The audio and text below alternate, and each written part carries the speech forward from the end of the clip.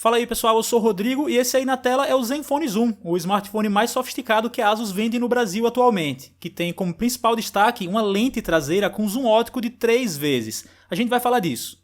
A sofisticação é percebida sem dificuldade no exterior do aparelho. A frente é mais ou menos a mesma de um Zenfone 2, com contornos um pouquinho maiores ao redor da tela, mas logo dá pra perceber que esse é um celular com acabamento superior sim.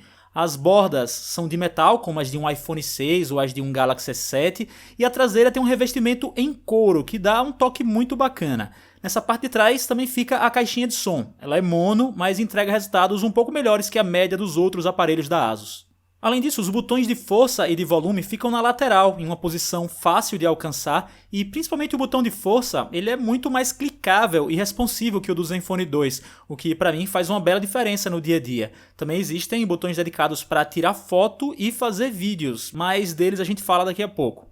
A tela do Zenfone Zoom é uma LCD com tecnologia IPS e tem resolução Full HD. Para falar de forma simples, ela é bonita, tem ótimos ângulos de visão, um nível de brilho bom e eu diria que não é tão bela quanto a de um LG G4 da vida. As imagens são, digamos, menos fortes que as de um G4, mas ainda assim é uma boa tela. E no que diz respeito ao desempenho no dia a dia, a experiência do Zenfone Zoom é a mesma que você vai ter com outros Androids top do mercado atual, ou seja, ele é bem rápido. Nós temos aqui um processador Intel da mesma série do Zenfone 2, assim como amplos 4 GB de memória RAM. Quer dizer, você pode esperar um telefone que permite a abertura de vários aplicativos ao mesmo tempo sem travar, o que é ótimo. Já em relação a rodar jogos, é preciso fazer uma ressalva. Apesar de o equipamento ter poder de fogo, como os processadores Intel não são padrão no mercado, alguns games do Google Play são incompatíveis com o Zenfone Zoom. É uma coisa que está diminuindo, mas que ainda existe e precisa ser mencionada. Por exemplo, mesmo sendo tecnicamente capaz de rodar, ele não é compatível com títulos como FIFA 16 ou Real Boxing 2 atualmente. Já outros apps famosos como Asphalt 8 ou Modern Combat vão rodar sem problema. O software que o Zenfone Zoom roda é a já conhecida modificação que a ASUS faz em cima do Android original, chamada de Zen UI.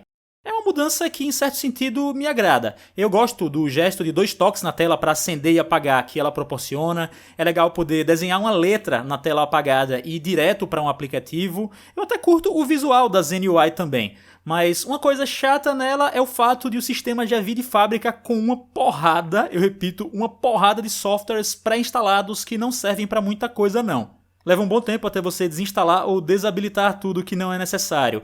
E isso é fundamental, eu diria, já que muitos desses programinhas podem afetar o consumo de bateria. Pelo menos uma função boa que a ASUS colocou aqui na Zen UI foi o gerenciador de auto-início. Ele permite que você escolha quais programas podem ou não iniciar junto com o sistema. E usá-lo acaba sendo importante para manter o consumo de bateria em um ritmo razoável. Para falar de bateria, esse é um departamento em que não tem muito segredo. O Zenfone Zoom tem as mesmas entranhas de um Zenfone 2, tela praticamente igual e capacidade de armazenar carga igual também. Então minha impressão inicial meio que permaneceu depois de usá-lo por mais tempo. É uma bateria igual ou até um pouco inferior à do Zenfone 2. Vamos lembrar que ele tem o adicional do mecanismo de câmera mais sofisticado para comer energia. Então, com o meu uso de redes sociais, fotos, vídeos no YouTube, Spotify, WhatsApp e Bluetooth em baixo consumo para usar a Mi Band, ele aguentou geralmente umas 11 horas de uso com umas 3 de tela ligada, o que é um resultado regular. Não é absolutamente ruim, mas também não posso fazer elogio. O que eu recomendo aqui é desinstalar ou desabilitar todos aqueles programas de fábrica que eu mencionei antes e também usar o gerenciador de auto-início para bloquear tudo que for desnecessário na inicialização do sistema. Isso é simples de fazer até. Agora, é óbvio que vocês chegaram até aqui querendo saber minha opinião sobre a câmera, né, que é o destaque do Zoom. E sobre ela, vamos por partes.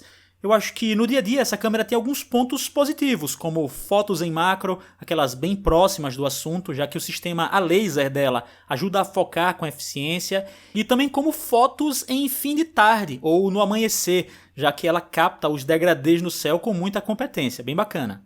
Mas no uso geral, em modo automático, que é como a maioria das pessoas usa, a câmera do Zenfone Zoom não é tão boa quanto a de concorrentes de peso como o LG G4, o Galaxy S6 ou S7. Não é.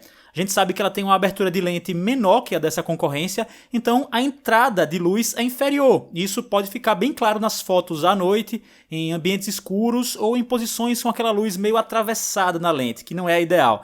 Nessas situações, as imagens captadas pelo Zenfone Zoom têm resultados que perdem para os tops de linha. Aparece um pouco do famoso ruído, aquele efeito granuladozinho na imagem e tal. Pensando nisso, a ASUS criou maneiras de contornar essa menor entrada de luz, e elas são funções de software, o famoso pós-processamento. Você vai perceber que o aplicativo de câmera tem vários modos de fotografia, e alguns deles servem justamente para dar um ganho no resultado final. Por exemplo, o modo noturno reduz o ruído de fotos à noite, e o modo de pouca luz manda a exposição lá para cima para mostrar coisas que a maioria das câmeras originalmente não veriam. São legais esses modos? São sim, e os resultados muitas vezes satisfazem até os mais exigentes, mas eles também têm lá seus efeitos colaterais. Por exemplo, o modo noturno faz com que seja preciso mais tempo para uma captura ser concluída, o que pode causar resultados borrados naquelas fotos que você vai tirar de várias pessoas juntas, vamos dizer, numa festa. Certo, e além desses modos pré-prontos, outro em que você pode extrair bastante dessa câmera é o modo manual. Ele dá acesso a quase todo tipo de ajuste que um fotógrafo profissional usa e permite resultados excelentes com o Zenfone Zoom. Mas é aquela coisa, não é o modo que qualquer pessoa vai usar. Para quem é leigo, ele exige um bom tempo de prática até os primeiros resultados realmente bons começarem a aparecer. E além disso, também não se pode dizer que o modo manual é um diferencial do Zenfone Zoom, considerando tops de linha, né?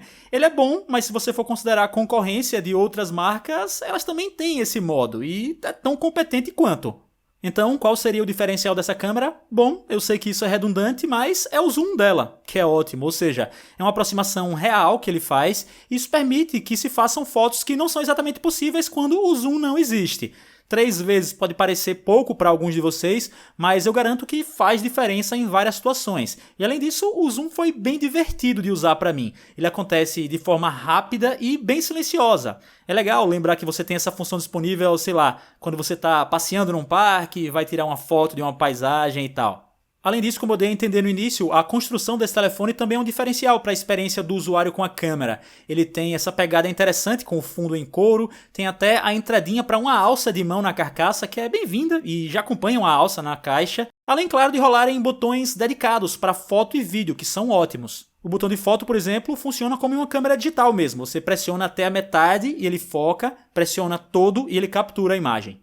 Em relação a esse design, a única crítica que eu faria é sobre a posição em que a lente fica no fundo da carcaça. Como minha mão é relativamente grande, eu percebo que muitas vezes quando eu vou usar o Snapchat, por exemplo, meu dedo cobre parte da lente e eu tenho que ficar me policiando para colocá-lo mais para baixo. Isso quando eu não tiro uma foto com um pedaço do dedo tapando a parte inferior da imagem mesmo. Por fim, eu também tenho que dizer que é uma pena que o Zenfone Zoom não filme em 4K.